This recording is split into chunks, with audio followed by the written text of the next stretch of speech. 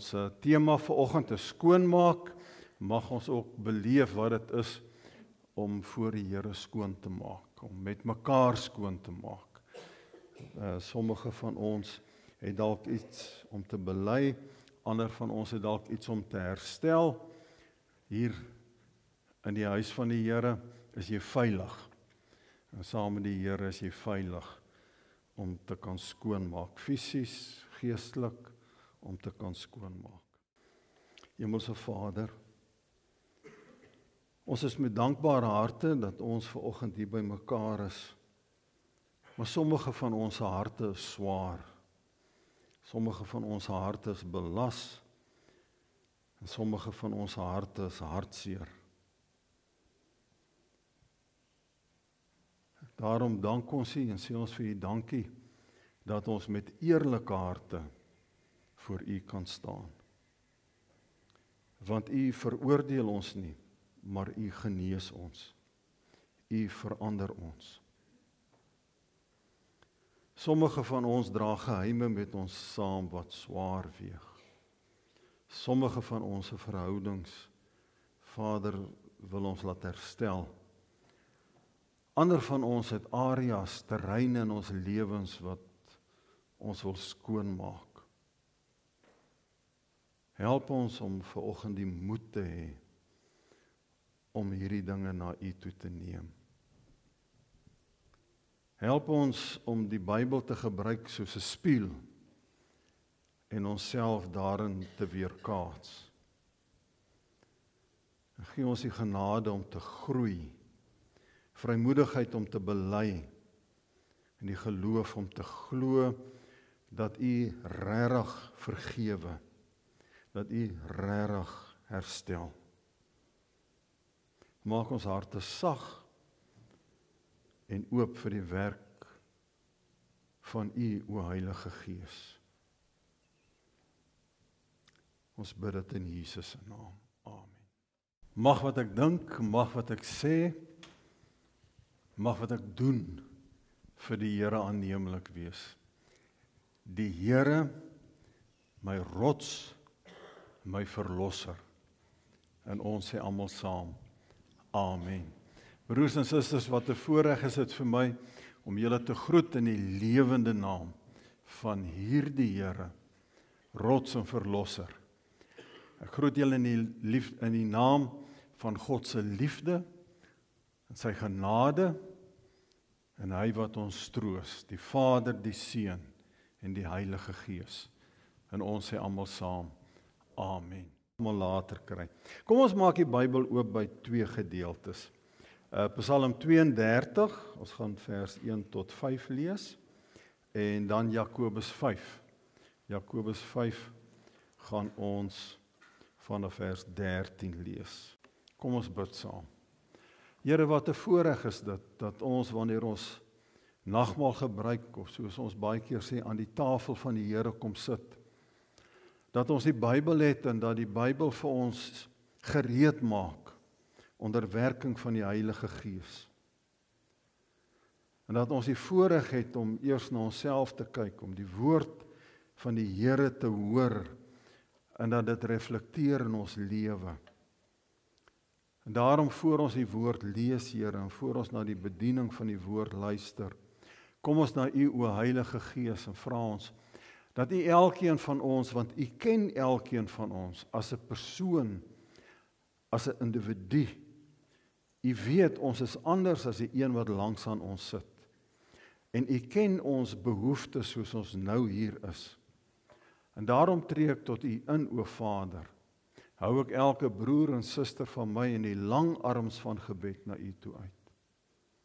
Vir U is dit nie onmoontlik om almal saam te vat asof ons individue is en elkeen aan te raak soos dit nodig is nie. En Vader, as ons klaar geluister het na die preek, na die oopbreek van die woord van die Here, U woord in die taal van mense, dat ons kan aansit aan die tafel van die nagmaal, aan die tafel van die Here, aan die nagmaal, en dat die brood en die wyn vir ons geestelike waarde sal hê. sodat wanneer ons later vanoggend hier weggaan, ons U sal verheerlik deur ons lewe, deur ons woorde, deur ons gedagtes, soos ons by die begin van die erediens gesê het, mag wat ek dink, mag wat ek doen, mag wat ek sê, tot die eer wees. O Heilige Gees, U wat saam met die Vader en die Seun aanbid en verheerlik moet word, breek die Bybel vir ons oop. Gee die woorde vir ons betekenis. Vir my Here wat voorberei het, vat my hart, my verstand en vorm dit soos U dit nou wil hê. Nie soos dit woorde op papier is nie, maar soos dit nou moet wees. Vir ons, sodat U verheerlik kan word.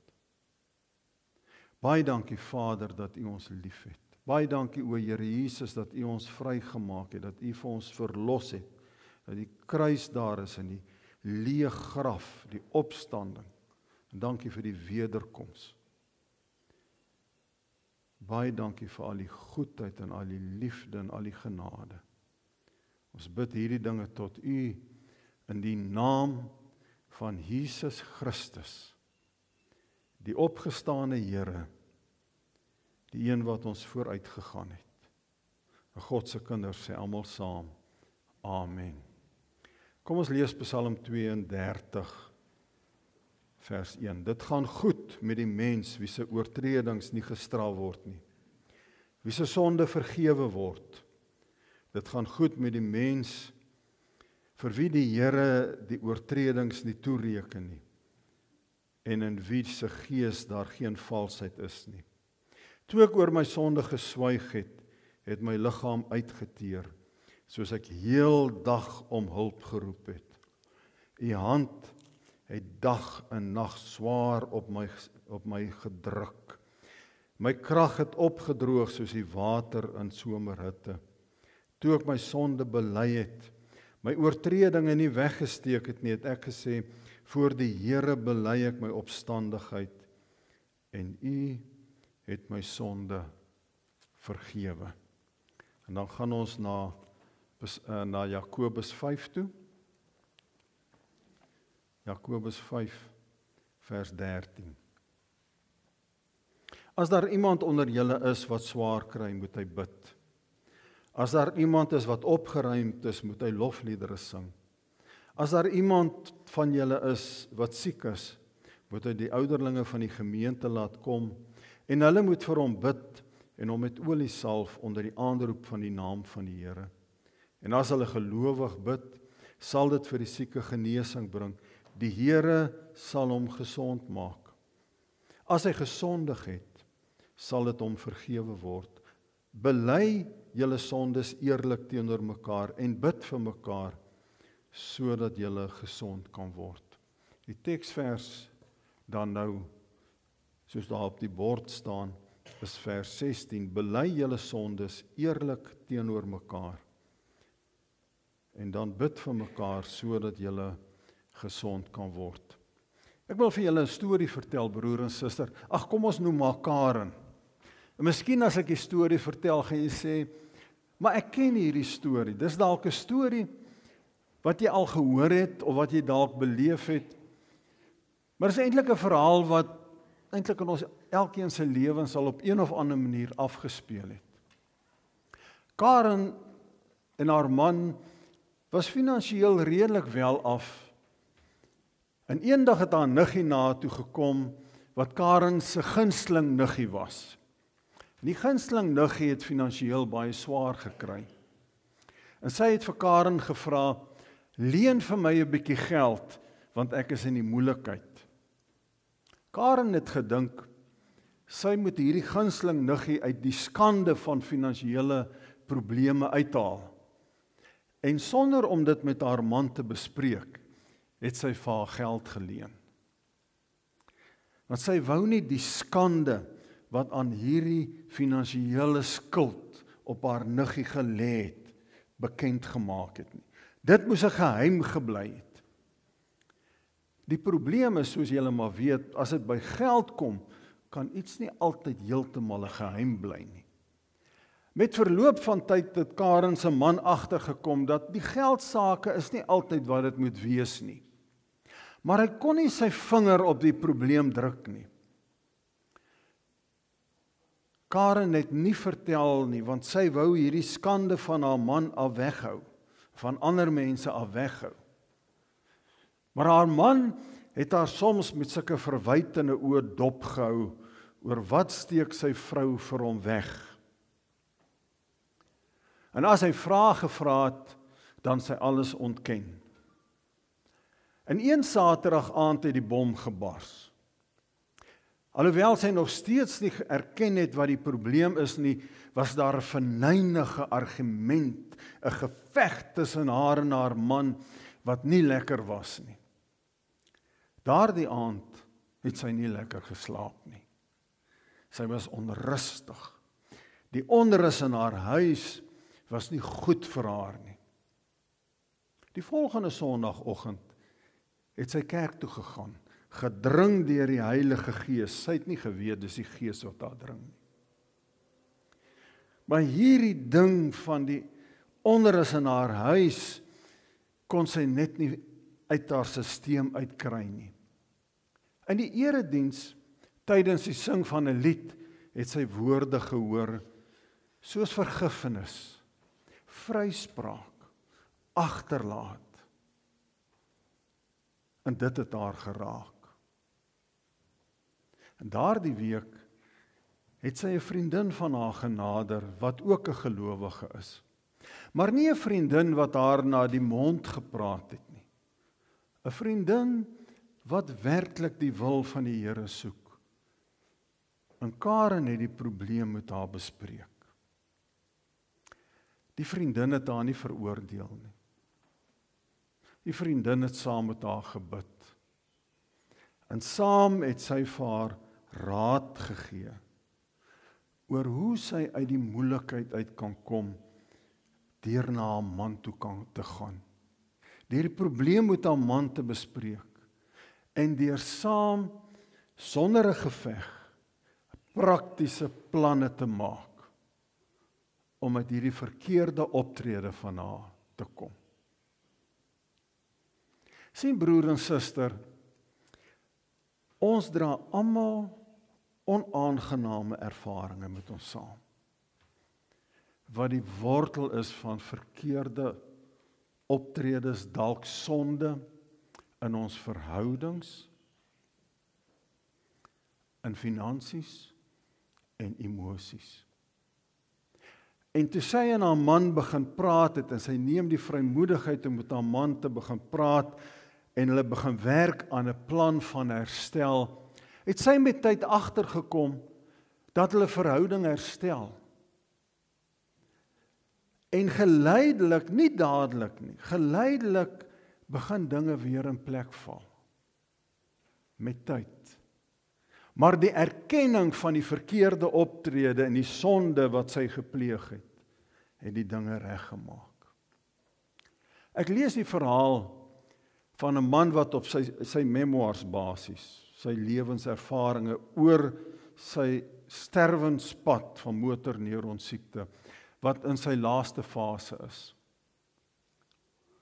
En dan skryf hy die volgende: Ek vra vir krag, vir seëninge, en ek bely my sondes met berou. Ek vra Jesus om my te dra, my te help met die wonder van elke dag. En ek lees dit, en ek sien hierdie man wat op sy einde is sê, ek bely my sondes met berou. En ek sê vir myself, maar ek het dit baie lanklaas gehoor. Om die waarheid te sê, ek dink ek het dit laas gehoor toe my pa nog geleef het en hy sy gebed in die aand gedoen het, vergewe al my sondes. Want dis 'n gebed, broer en suster, wat ek wonder wie van ons nog bid, vergewe my al my sondes. Dis 'n gebed wat 'n Christus gelowiges baie lanklaas oor bid het, om die waarheid te sê, dis 'n gebed wat ek self nie so gereeld bid nie. Here, vergewe my sondes. En nog meer, dis 'n gebed om die sondes by die naam te noem, dis 'n gebed wat ek verseker baie lanklaas gehoor het. Vanoggend se preek, broer en suster, moet u weet, gaan nie oor sonde nie. Ek gaan nie oor sonde preek nie. Ek gaan nie ook oor jou tipe sonde spreek nie. Ontspan. Ek gaan oor sondebelydenis preek. As ons praat oor om krag vir die dag te kry, het ons nou al 4 temas gehad. Jy moet moed kry om te lewe, jy moet hoop begin kry in die lewe, jy moet besluit om te begin leef, en jy moet te begin waag om te leef.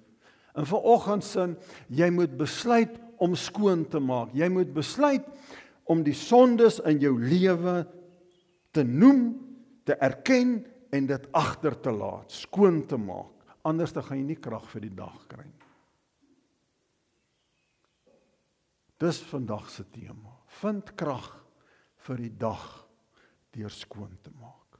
Jakobus sê, bely julle sondes eerlik teenoor mekaar en bid vir mekaar. Sien jy, ons gaan na elkeen van daai begrippe gaan ons kyk in hierdie preek op verskillende maniere. Bely sondes eerlik mekaar. Is 'n sinnetjie wat geweldige krag het, geweldig vol is, en ons gaan deur die preek gaan ons na hierdie goed kyk. Die belangrike ding is, as ons na die Bybel kyk oor skuldbelydenis, sondebelydenis, dan is die Bybel vol van wonderlike dinge. Job sê in Job 11 vers 13 en vers 15, hy sê, as jy jou verstand wil gebruik, en jou hande in gebed na God toe uitsteek, dis die belydenis. As jy jou sonde van jou af sou verwyder, sal daar nie onreg in jou kom nie. En kyk wat staan daar dan. Jy sal in nood kom sonder om bang te wees. Wat vir my opval van daai gedeelte in Job, is dis mense wat verstandig is, wat nugter is, wat denkers. Daai mense, as jy jou verstand wil gebruik, as daar mense onder ons is wat verstandige mense is, dan sê die woord, dan sal jy erken dat jy sondaars is, 'n sonde het. En jy sal dit bely. Dis onverstandige mense wat nie hulle sonde wil bely nie, sê die woord. Maar wat meer is, hy sê, as jy jou sonde bely, gaan jy jou probleme van die lewe kan hanteer. Die Psalmdeel wat ons nou gelees het, sê 'n wonderlike ding. Hy sê, toe ek my sonde weggesteek het, toe ek dit nie bely het nie, het die lewe my geklap van alle kante en ek kon dit nie hanteer nie. Maar toe ek my sonde bely, toe kon ek staan, want die Here het my vrygemaak. Dan kom Jakobus. Ek wil net dit sê, in die Ou Testament, in Hebreëus, is bely, erken en bekend maak. Met ander woorde, jy moet jou sonde erken. En jy moet sê, dit is my sonde. Dis 'n bietjie 'n sleg een. Is ek reg? Nee, Henk. Om nou vir my te kom vertel, dis jou sonde, dis bekend maak, maar jy kan dit vir die Here ook sê. Dis die probleem van belydenis. Maar nou gaan die Nuwe Testament in die Griekse bietjie verder. Die Griekse woord vir belydenis sê, erken en saamstem dat jy sonde gedoen het. Dis belydenis. Want sien, jy kan dit nou erken en jy kan dit bekend maak en jy kan so in jou hart dink, ag nee wat, hier is nie sonde nie. Belydenis is, ek erken my sonde en ek stem saam voor die Here dat hierdie goed wat ek gedoen het sonde is. Dis belydenis. Sê, in Jakobus sê hy, dit gaan oor jou menseverhoudinge. Jy praat, hier gaan dit oor belydenis ook teenoor God, maar teenoor mekaar. En dan die gedeelte wat ons baie opgesê het, as kinders, jong mense by die wet, Maar as ons ons sondes bely, hy is getrou en regverdig, hy reinig ons van al ons ongeregtigheid. Hier gaan dit oor belydenis teenoor God. Maar wie erken en saamstem? Hier is die probleem met belydenis. Belydenis red nie. Het julle dit geweet? Om jou sonde te bely, red nie. Geloof in Christus se kruisdood, sy soendood, sy verlossingsdood, wat ons nou by die nagmaal gaan gebruik, dit red. Sy opstaan, geloof in sy opstanding, dit red. Nou waarom bely ons dan ons sondes? Waarom bely ons dan ons skuld teenoor God en teenoor ander mense? Omdat ons bly is uit dankbaarheid en uit liefde, soos 'n kind wat na 'n pa en 'n ma toe gaan en sê ek die venster gebreek. Nie om 'n kind te wees nie, maar om die verhouding reg is en omdat ons lief is vir mekaar. Ons bely ons sondes omdat ons lief is vir God, omdat ons bly is ons is gered. Om die geblokte pype oop te hou.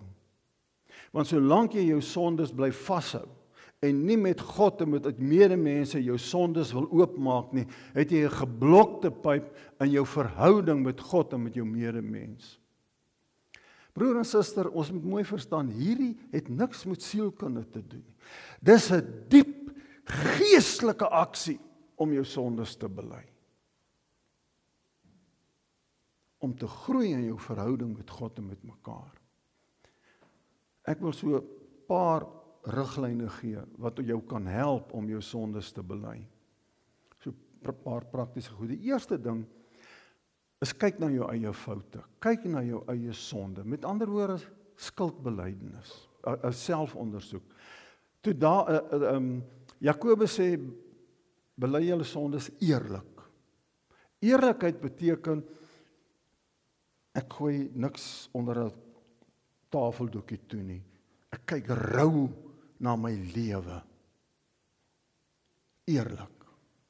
Paulus sê in 2 Korinte 13 vers 5, hy sê, stel jouself op die proef en ondersoek jouself. Dis rou en eerlik. Daar's nie 'n tafeldoekie oor nie. Dawid, na sy oorspel met Batseba, sê hy vir die Here, skep vir my 'n rein hart, o God. Dawid het nie gesê, Here, dis Batseba wat daar kaal op die dak geloop het, wat die oorsaak is dat ek die sonde gedoen het. Hy het gesê, Here, dis my skuld, ek het die sonde gedoen, verander my hart, vernuwe my gees, dat ek weer standvastig staan. Kyk na jou lewe, en dan die tweede deel van skuldbelydenis is erken jou sonde, erken jou fout, erken dit by die naam. Dis die probleem nou vandag in ons lewe. Want sien, alles word sag gemaak. Mense pleeg nie meer moord nie, ons maak ander mense dood. Ons pleeg nie selfmoord nie, ons pleeg selfdood. En nou klink dit vreeslik hard as ek dit sê. Maar die oomblik wanneer jy 'n ding sagter maak, dan beteken dit mense het nie meer nodig om berou voor God te kry nie, want jy vat die sonde wat die Bybel van praat weg, en dan het jy nie meer skuldbelydenis nodig nie. Dan is dit net 'n verkeerde blaps wat ek gemaak het.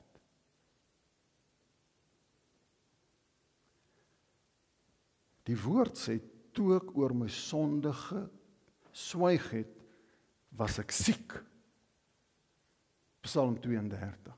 Toe ek my sonde bely het ek bevryding gekry. Die Here my vrygemaak. En dan, logies, as jy gekyk het en jy het erken, dan moet jy na God toe gaan. Bely julle sondes teenoor hom. Hy is getrou en regverdig. Hy reinig ons. Hy maak die blok oop. Dan kan jy nie anders as om voor die Here wat jou sondes vergewe het, wat vir jou die kruis gesterf het, wat jou vrygemaak het, te gaan lê, te gaan sê, Here, ek het gesondig teenoor U, en jy noem sommer vir hom op wat jy verkeerd gedoen het, want hy is lief vir jou, hy gee om vir jou. Kyk jy nie meer ander pad toe nie. En dan hierdie een is die moeilike een. Bely julle sondes teenoor mekaar, sê Jakobus. Dis 'n moeilike een, om ons sondes teenoor mekaar te bely. En Paulus moes dit doen teenoor die gemeente in Handelinge 11, die ouens wat hy wou doodmaak, en toe groei die kerk kragtig. Hy moes dit bely teenoor die Here by sy bekering, en toe het hy 'n kragtige bediening gehad. 'n Mens moet op 'n punt kom wat jy vir iemand sê, weet jy, deur dit wat ek gedoen het, was 'n sondige daad teenoor jou. Was nie net verkeerd nie, was sonde. En dan die vryspraak van die ander persoon te kry, deur dit. Skuldbelydenis werk met ander woorde so, is baie eenvoudig, na binne, na buite, en na bo. Die voordeel, broer en suster, dit herstel ons verhoudings. Dit neem skuldgevoelens weg. Want jy kyk nie meer na iemand en voel skuldig oor wat jy hom of haar aangedoen het nie. Daai lyn is nou reg, die pyp is skoon. En die skuldgevoelens wat jy teenoor God gedoen het, daai skuldgevoelens teenoor God is nou weg, want jy het met hom gepraat oor dit wat die pyp geblok het. En nou kan jy geestelik groei. Dit wat die belemmering was, is weg. Daai deel in Handelinge 18 is 'n baie interessante deel. In Handelinge 18 is daar 'n man met die naam van Apollos, 'n dinamiese, kragtige prediker. Maar toe hy daar by Priscilla en Aquila kom, toe kom hulle agter die ou se teologie is nie so baie sterk nie. En toe het hulle hom onder hulle vlerk geneem en hom kennis geleer. In plaas dat Apollos sy nekkie styf gemaak het en gesê, kyk hoe goeie prediker is ek, julle my niks leer nie, het hy gebuig en toegelaat dat hulle hom leer. En hy het vir die Here verskriklik baie beteken. Net omdat hy bereid was om te groei. As jy bereid is om geestelik te groei, kan jy vir die Here baie beteken. Karen, deur te gaan regmaak, deur te gaan bely voor die Here met haar man, kon sy in die kerk van die Here baie beteken. Kon haar huwelik herstel. Kon haar verhouding met ander mense weer sag word en reg word. Want sien broer en suster wat ek daar geskryf het, wanneer jy jou sonde bely en weer God se wil begin doen, dan kom jy vry. Dan verdiep jou verhoudinge en jou lewe saam met God kry waarde. Psalm 139 sê, Here, U sien dwars deur my, U ken my. Of ek sit en of ek opstaan, U weet dit, U ken my gedagtes. Nog voor hulle by my opkom, of ek reis en of ek oorbly, U bepaal dit. U is met my paaie goed bekend. Daar is nog nie 'n woord op my tong nie, of U, Here, weet wat dit gaan wees. U omsluit my van alle kante. U neem my in besit, die wete oorweldig my. Dit is te hoog vir my begrip. Waarheen sou ek gaan om U gees te ontvlug? Waarheen sou ek vlug om aan U teenwoordigheid te ontkom? Klim ek op na die hemel, is U daar. Gaan lê ek in die doderyk, is U ook daar. Vlieg ek na die ooste of gaan woon ek in die verre weste, ook daar lei U hand my. Hou U regterhand my vas. Ek sou vir die duisternis kon vra om my weg te steek, of die lig rondom my om 'n nag te verander, maar vir U is self die duisternis nie donker nie, en die nag soos die dag, die nag so lig soos die dag, die duisternis so goed soos lig. Kom ons maak ons oë toe vir die volgende belydenis. Deurgrond my, o God. Deurgrond my hart. Ondersoek my en sien tog my onrus raak. En kyk of ek nie op die verkeerde pad is nie. En lei my op die beproefde pad. Deurgrond my, o God. Deurgrond my hart.